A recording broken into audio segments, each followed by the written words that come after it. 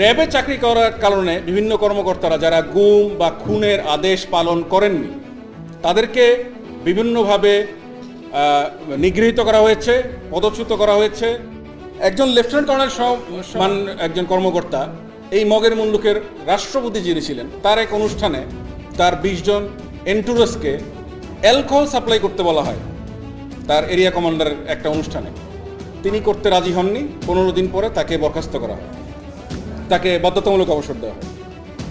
আরেকজন কর্মকর্তা একটা সামরিক অনুষ্ঠানে প্রথম বাংলাদেশ আমার শেষ বাংলাদেশ গানটা বাজিয়েছিলেন, মেসাকার করে ফেলেছেন। কারণ এই 2009 সালের পরে এই গান তো একটা মানে অন্যায় হয়ে গিয়েছিল। এই গানটা বাজানো এবং আরেকটা সামরিক প্রশিক্ষণে শেখ মুজিবুর রহমানকে সামরিক নেতা হিসেবে পরিচিত করানোর প্রতিবাদ করেছিলেন। পরবর্তীতে সেই কর্মকর্তাকে বরখাস্ত করা হয়। তাকে 3 বার জেনারেল জিয়া গুম করার চেষ্টা করেন।